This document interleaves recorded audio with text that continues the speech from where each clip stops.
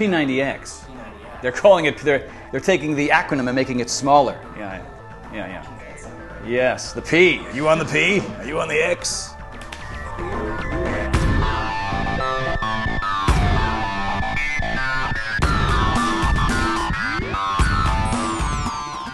Very early on, it was almost understood that Brother Horton would attend the University of Rhode Island. You know, both my parents went to URI. We lived in Connecticut only because that's where my father's work was, but we were always going up to Rhode Island. And you know, it turns out that at URI, my great-uncle built a lot of the buildings around the quad. I didn't know anything about fraternities whatsoever when I was in Browning. I was in an all-male dorm, only because, I don't know, I was too scared to live with girls, you know. I liked them a lot. But I just thought, oh my God, I don't know if I can deal with that. And my parents were thrilled, you know, so. Known today for his physique, Brother Horton's athletic ability didn't come naturally. Well, you know, when I was a young lad back in high school, I was a wannabe tennis player. I was on the football team, but I was more of a tackling dummy, really, than I was an actual player. So I wanted to be more athletic. You know, I always thought myself athletic, but I just wasn't. But when I actually ended up at URI, and when I was a Phi Psi, there was a weightlifting class. And I thought this should be an easy A. And it was the first time in my life where I had a coach or a mentor. I remember the teacher was this guy that was very understanding. He was a great listener. He was really patient. He sort of built the foundation for what it was that I do now. And it was great. I mean, I had biceps. I had a six-pack. I had, you know, I could lift more than a cat over my head. You know, it was really great, and it built a lot of confidence. After studying acting at the University of Rhode Island, Brother Horton moved to Los Angeles to pursue a career in acting. I actually had a little reunion with some friends recently, and they reminded me of my nickname that I had back at Phi Psi, and it was Hollywood Horton. So they had a premonition, obviously, that I was going to end up back here in Hollywood, and because I was a bit of a clown. I was going to be Jim Carrey and Brad Pitt all in one.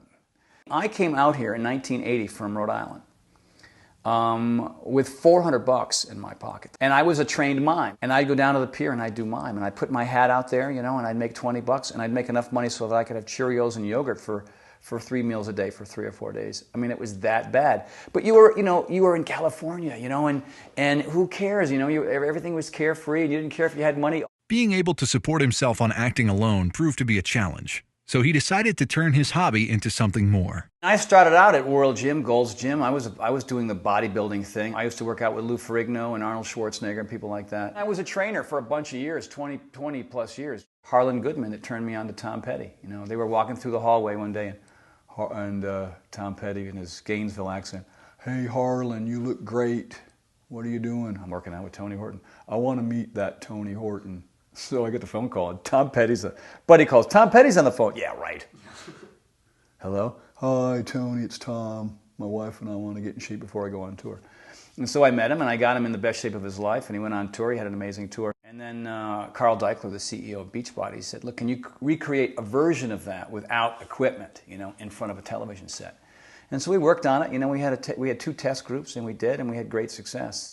That program, which to date over 2 million people have tried, became P90X. With all of his success, Brother Horton still remains friends with his chapter brothers and enjoys the time they spend together. You're part of this group, you're part of this organization, you're part of this, these people that care about each other and want to support each other and defend each other, you know, and you had a common goal. And very recently I've had a little reunion with about 8 of the guys. But just hanging out, you know what I mean, and all these old stories are coming back and all these old experiences are coming back. And that's the stuff that shapes you. That's the stuff that molds you. And that goes through the rest of your life. That's special. You don't get that in a dorm. And so I'm just a big fan of Phi Psi in general. It's a tremendous organization. I think it's one of certainly the better ones out there. You know, if I had a choice and people are listening in, I would say, you know, go Phi Psi, for gosh sakes, because we rock.